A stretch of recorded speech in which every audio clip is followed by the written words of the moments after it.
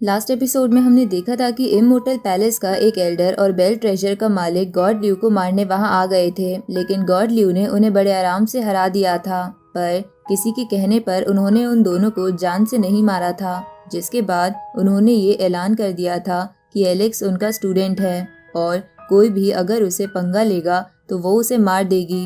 अब आगे तो इस एपिसोड की शुरुआत में हम देखते हैं कि एलेक्स और गॉड ल्यू एक पहाड़ की एज पर खड़े थे, जहां गॉड ल्यू एलेक्स को बताती है कि एक बार जो बंदा एंशिएंट गेट में चला जाता है उसका वहां से बाहर निकलना बहुत ही मुश्किल होता है।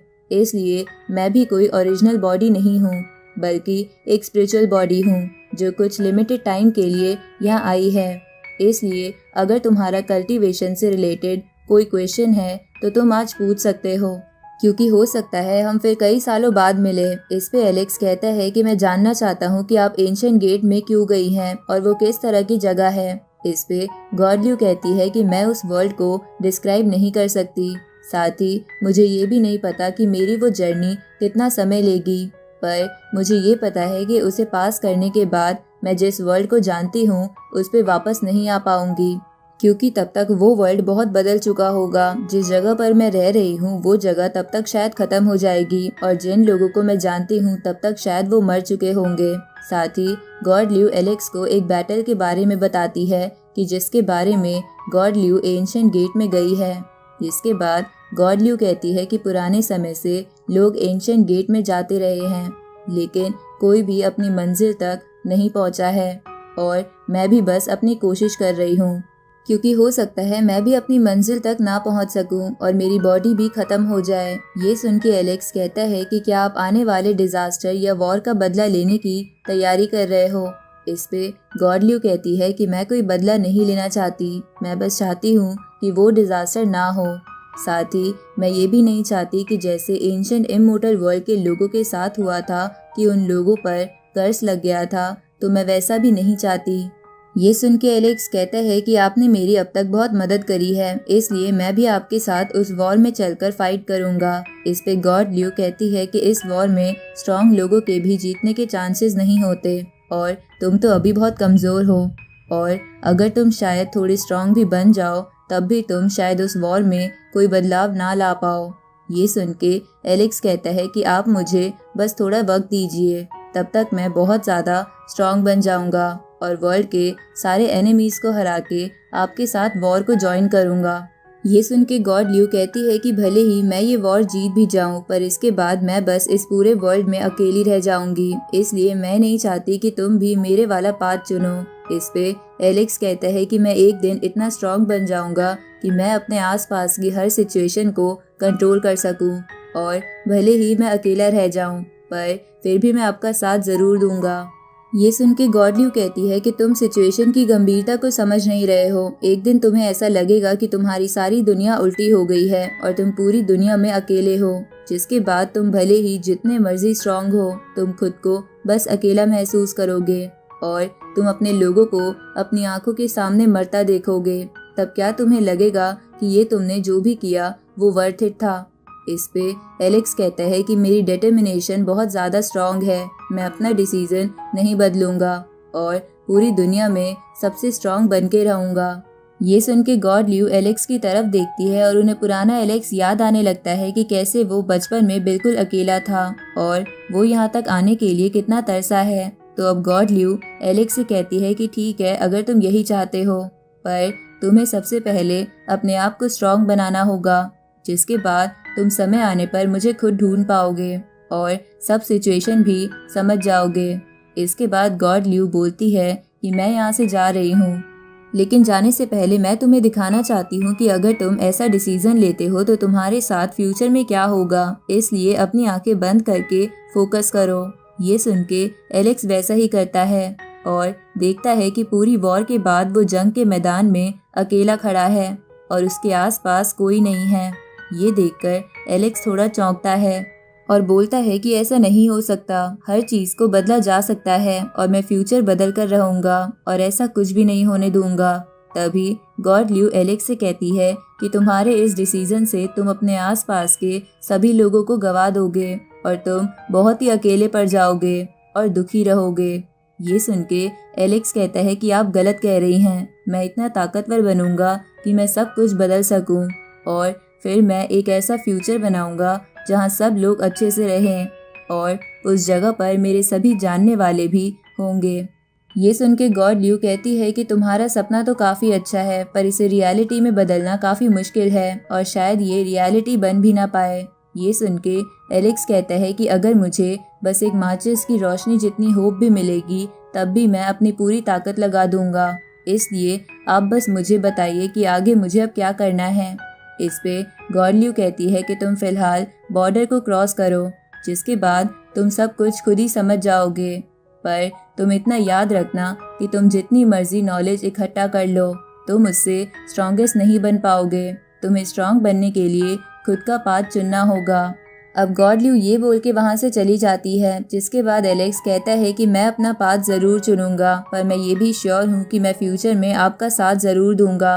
तभी वहाँ पर डाउलिन, वो इमोर्टल बीइंग और वो ड्रंकन मास्टर आ जाता है, जहाँ वो ड्रंकन मास्टर एलेक्स से कहता है कि आगे का सफ़र मुश्किलों से भरा है, इसलिए संभल कर चलना।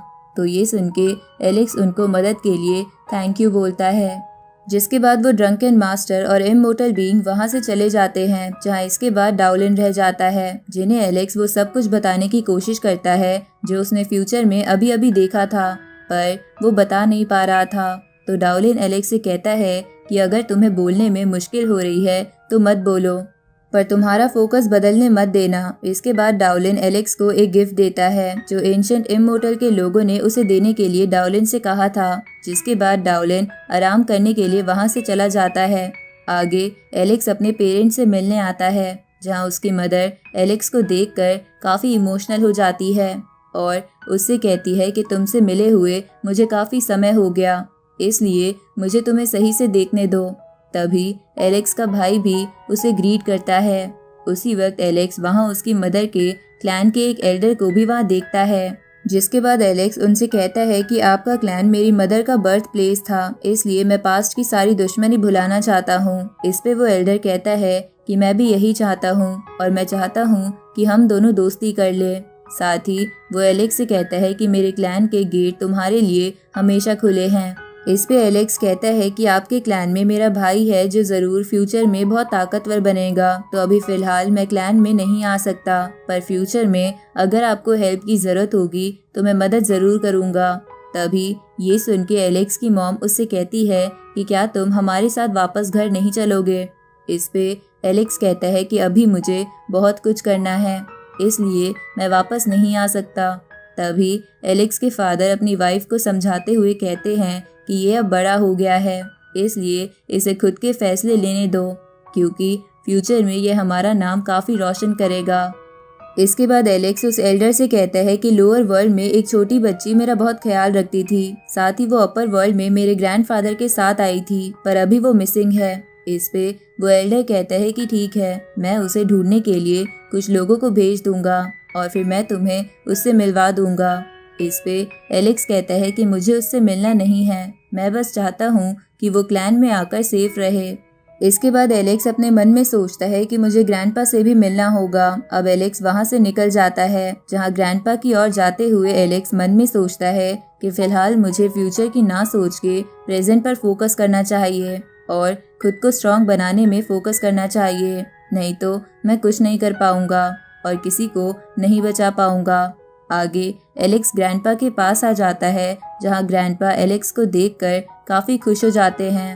इसके बाद एलेक्स ग्रैंडपा के साथ बैठकर ड्रिंक करते हुए उन्हें एंशिएंट इमोर्टल वर्ल्ड में हुई सारी बातें बता देता है, जिसके बाद वो उन्हें कई सारे ट्रेजर दिखाते हुए कहता है कि मैंने ये सभी आपके लिए इकट्ठा करे हैं। इस पे एलेक्स के ग्रैंडपा कहते हैं कि मुझे इनमें से कुछ नहीं चाहिए, इसलिए इन्हें तुम अपने पास रखो, क्योंकि तुमने इन्हें अपनी जान पर खेलकर इकट्ठा करा है, तो मैं इन्हें नहीं रख सकता। ये सुन के एलेक्स कहता है कि ठीक है, अगर आपको ये नहीं चाहिए तो मैं इन्हें रख लेता हूँ। इसके बाद एलेक्स उस होली ट्री को निकालता है जो उसने कुछ दिनों पहले कलेक्ट करा था। इसके बाद वो उसका एक हेवनली डाइटी फ्रूट ग्रैंडपा को ऑफर करते हुए कहता है कि भले ही आप इस फ्रूट का इस्तेमाल मत करो, पर आपको इसे रखना ही होगा। तो उस हेवनली डाइटी फ्रूट को देखकर ग्रैंडपा चौंक जाते हैं और उससे पूछते हैं कि तुम्हें ये कहाँ से मिला। तो एलेक्स उन्हें सारी बात बता देता है। आगे ग्रैंडपा एलेक्स से कहते हैं कि तुम अब काफी बड़े हो चुके हो। इसके बाद एलेक्स अपने ग्रैंडपा से कहता है कि अब मुझे जाना होगा क्योंकि मुझे अब स्ट्रांग बनना है। इसके बाद वो अपने मन में सोचता है कि मुझे किसी से मिलकर सबसे पहले अपना प्रॉमिस भी पूरा करना है। आगे एलेक्स बैम्बू फॉरेस्ट में आ जाता है जहाँ वो पिछली बार जिया से मिला था। साथ ही एलेक्स के हाथ में एक गिफ्ट भी था जो उसके ग्रैंडपा ने उसे दिया था ताकि वो उसे जिया को दे सके। तो एलेक्स उस गिफ्ट को लेकर सोचने लगता है कि वो कैसे ये गिफ्ट जिया को देगा। इसके बाद वो गिफ्ट देने की प्रैक्टिस करने लगता है कि वो कूल बनते हुए बोलेगा कि ये तुम्हारे लिए है पर ये तुमसे ब्यूटीफुल नहीं है। इसके बाद एलेक्स जिया को देखने के लिए काफी एक्साइटेड हो जाता है और भागते हुए जिया के घर की तरफ जाने लगता है, जहाँ जाके वो चौंक जाता है क्योंकि जिया का घर तबाह हो गया था। तभी उस घर के पास एलेक्स 2 पेड़ देखता है जो जिया और एलेक्स ने साथ मिलकर लास्ट टाइम लगाए थे, जहाँ उन्हें लगाते हुए जिया ने एलेक्स से कहा था कि जब तक तुम वापस आओगे तब तक ये ट्री काफी बड़े हो चुके होंगे और इस गार्डन की ब्यूटी को बढ़ाएंगे। तो अब जिया को वहां ना देखकर एलेक्स को गुस्सा आने लगता है और वो बोलता है कि ये जगह ली हुओ सिटी के अंडर आती है तो जरूर इस सिटी के मेयर को पता होगा कि यहाँ क्या हुआ है। इसलिए वो तुरंत ही ली हुओ सिटी के मेयर हॉल में चला जाता है और मेयर को टॉर्चर करते हुए उससे जिया के बारे में पूछने लगता है, पर वो जिया को नहीं जानता था। तो एलेक्स अपनी एक सोल टेक्निक से उसकी मेमोरी चुरा लेता है और उसे पता चलता है कि स्काई ह्यूमन क्लैन के 2 सोल्जर्स ने जिया का घर जला दिया था। इस तरफ हम उन्हीं 2 सोल्जर्स को देखते हैं जो उसी बैम्बू फॉरेस्ट में घूम रहे थे, जहां घूमते हुए वो बात कर रहे थे कि वो लड़की तो काफी सुंदर थी, भले ही वो लोअर वर्ल्ड की पापी खून वाली लड़की थी, पर फिर भी उसकी सुंदरता का जवाब नहीं था। लेकिन वो हमारे चंगुल से भाग गई, पर अगर वो हमें दोबारा मिल गई तो हम उसका फायदा उठाएंगे। उसी वक्त एलेक्स वहां आ जाता है और उन दोनों पर प्रेशर डाल के उन्हें घुटनों पर ले आता है। तो वो सोल्जर्स बोलने लगते हैं कि यहाँ कौन है और किसकी हिम्मत हुई ऐसा करने की। तभी एलेक्स उनके सामने आ जाता है जिसे वो दोनों पहचान लेते हैं। जिसके बाद एलेक्स उनसे पूछता है कि तुम दोनों यहाँ क्या कर रहे हो। इस पे वो दोनों कहते हैं कि हम यहाँ लोअर वर्ल्ड की एक पापी खून वाली लड़की को ढूंढ रहे हैं, जिन्हें ढूंढने के लिए हमारे मास्टर ने ऑर्डर दिया है, इसलिए हम भी कुछ नहीं कर सकते और हम बहुत ही इनोसेंट हैं, हमें बस अपने मास्टर का ऑर्डर मानना पड़ रहा है। ये सुन के एलेक्स बोलता है कि मैंने सब कुछ सुन लिया था जो तुमने उस लड़की के बारे में अभी अभी बोला था। अब एलेक्स अपनी तलवार से उन दोनों को जान से मार देता है और फिर उन दोनों की मेमोरी चुरा के देखता है कि वो दोनों जिया को ढूंढने कहाँ जाने वाले थे। तो एलेक्स भी उसी जगह पर आ जाता है जहाँ जिया एक पेड़ के नीचे बैठी थी और एलेक्स के ठीक होने के लिए गॉड को प्रे कर रही थी। तो एलेक्स जिया से कहता है कि तुम्हारी प्रेयर्स की वजह से आज मैं ठीक हूँ। तो एलेक्स को देखकर जिया की आंखों में आंसू आ जाते हैं और वो उसे गले लगा लेती है। जिसके बाद एलेक्स जिया से पूछता है कि ये जगह काफ़ी डेंजरस है, तो तुम यहाँ क्यों आई थी। इस पे जिया कहती है कि मैंने लास्ट टाइम तुम्हें यही जगह दिखाई थी, तो मुझे लगा कि अगर मैं कहीं और जगह जाऊंगी तो तुम मुझे नहीं ढूंढ पाओगे और सोचोगे कि मैं मर गई। इस पे एलेक्स कहता है कि मैं एंशिएंट इमॉर्टल वर्ल्ड से भी जिंदा वापस आ गया, तो तुमने कैसे सोच लिया कि मैं तुम्हें नहीं ढूंढ पाता। इसके बाद जिया एलेक्स से पूछती है कि तुम्हारा एंशिएंट इमॉर्टल वर्ल्ड का एक्सपीरियंस कैसा रहा, क्या तुमने वहाँ कई सारे डेंजर फेस करे। इस पे एलेक्स कहता है कि मुझे कुछ भी नहीं हुआ है, मैंने बस वहाँ थोड़ी ट्रेनिंग और फाइट करी थी। इस पे जिया कहती है कि मैं मान नहीं सकती क्योंकि एंशिएंट इमॉर्टल वर्ल्ड बहुत बड़ा है और वहाँ कई सारे एनिमी हैं, तो उन्होंने तुम पर जरूर अटैक करा होगा और तुमने उनसे काफी डटकर फाइट करी होगी। इसके बाद जिया चेक करने लगती है कि एलेक्स को कहीं चोट तो नहीं लगी। तभी एलेक्स कहता है कि तुम मेरी चिंता मत करो, मैंने एंशिएंट इमॉर्टल वर्ल्ड के अपने सारे दुश्मनों को हरा दिया है। तो जिया कहती है कि मुझे ये देखकर काफी अच्छा लगा कि तुम सेफ वापस आ गए। तो एलेक्स कहते हैं कि मैंने तो पहले ही कहा था कि मैं एक जीनियस हूँ, मुझे कोई नहीं हरा सकता। इस पे जिया पूछती है कि क्या तुम पूरे वर्ल्ड में सबसे अच्छे हो। ये सुन के एलेक्स कहता है कि बिल्कुल, मैंने तो अपर वर्ल्ड के कई सारे हेवनली डाइटी को भी मारा था और मैंने तो कई सारे बड़े बीस्ट को पकाकर भी खाया था। ये सुन के जिया कहती है कि तुम अब हेवनली डाइटी को भी मारने लगे हो, तो मुझे लगता है कि तुम फ्यूचर में पूरे वर्ल्ड पर राज करोगे। तभी एलेक्स जिया की आंखों में देखता है और उसे याद आने लगता है कि जिया बचपन में कितनी जिद्दी और चंचल थी, लेकिन इतनी मुश्किलें सहने के बाद उसका नेचर काफी बदल गया है। तभी जिया कहती है कि तुम तो इतने ताकतवर हो गए हो, पर पता नहीं मैं तुम्हारा साथ कैसे दे पाऊंगी। इस पे एलेक्स कहता है कि तुम ये क्या सोच रही हो, हम दोनों लोअर वर्ल्ड से दोस्त हैं, तो तुम्हें क्या लगता है कि मैं इसकी फिक्र करूंगा कि तुम मेरे से कम लेवल पर हो। ऊपर से जब तक मैं तुम्हारे साथ हूँ तुम्हें लड़ने की भी जरूरत नहीं है। ये सुन के जिया अपने मन में सोचती है कि भले ही मैं कल्टीवेशन में आगे ना बढ़ पाऊँ, पर मैं बस एलेक्स के साथ जिंदगी बिता लूँ, मेरे लिए वही काफी है। इसके बाद जिया कहती है कि मुझे ये सुन के काफी अच्छा लगा कि तुम ये सोचते हो। इसके बाद वो एलेक्स से पूछती है कि तुम्हारे फ्यूचर के क्या प्लान्स है। इस पे एलेक्स अपने मन में बोलता है कि मैं फ्यूचर में स्ट्रांग बन के गॉड ल्यू का साथ देने वाला हूँ और उनके साथ वॉर लड़ने वाला हूँ, पर मैं ये बात जिया को नहीं बता सकता वरना ये घबरा जाएगी। इधर जिया अपने मन में सोचती है कि तुम्हारा गोल बहुत बड़ा होगा और अगर मैं तुम्हारे साथ जाऊंगी तो मैं तुम्हारी बोझ बन जाऊंगी। इसलिए वो एलेक्स से कहती है कि तुम फ्यूचर में जो भी करना चाहो कर सकते हो, मैं हमेशा तुम्हारा इंतजार करूंगी। ये सुन के एलेक्स कहता है कि मैं फ्यूचर में जानना चाहता हूँ कि एंशिएंट इमोर्टल वर्ल्ड पर कर्स कैसे लगा था और एंशिएंट इमोर्टल वर्ल्ड के कई इमोर्टल्स कैसे मर गए। साथ ही मैं कई और मिस्ट्री भी सुलझाना चाहता हूँ, पर उसके लिए अभी बहुत टाइम है, इसलिए फिलहाल मैं बस प्रेजेंट पर फोकस करूँगा। इसके बाद वो जिया को वो गिफ्ट देते हुए कहता है कि मैं होप करूँगा कि ये तुम्हें पसंद आए। इस पे जिया कहती है कि तुम मुझे चाहे कुछ भी दे दो, मुझे वो जरूर पसंद आएगा। इसके बाद जिया देखती है कि वो एक खूबसूरत फ्रूट है, तो जिया कहती है कि ये तो एक हेवनली डाइटी फ्रूट लग रहा है, पर मैं तो बीमार नहीं हूँ, तो अगर इसे मैं खाऊंगी तो ये वेस्ट हो जाएगा, इसलिए तुम इसे रख लो। इस पे एलेक्स कहता है कि मेरे पास हेवनली डाइटी ट्री है, तो मैं जितने चाहे फ्रूट ले सकता हूँ, इसलिए तुम ये खा लो, जिसके बाद तुम्हें वो छोटे मोटे सोल्जर्स तंग करने की सोचेंगे भी नहीं। इसके बाद जिया वो फ्रूट खा लेती है और तुरंत ही उसकी फायर फीनिक्स स्पिरिट एक्टिवेट हो जाती है और वो हेवनली डाइटी लेवल पर पहुंच जाती है। इसके बाद जिया एलेक्स से कहती है कि मेरा कल्टीवेशन काफ़ी बढ़ गया है और मुझे ऐसा लग रहा है कि मेरी माइंड और बॉडी का दूसरा जन्म हुआ है, ये कैसा मैजिकल फ्रूट था। इस पे एलेक्स कहता है कि इस हेवनली डाइटी फ्रूट को खाने से कोई भी डायरेक्टली हेवनली डाइटी लेवल पर पहुंच जाता है और अब तो तुम्हारा लेवल मुझसे भी ज़्यादा है। इस पे जिया कहती है कि क्या सच में मैं हेवनली डाइटी लेवल पर पहुंच गई हूँ।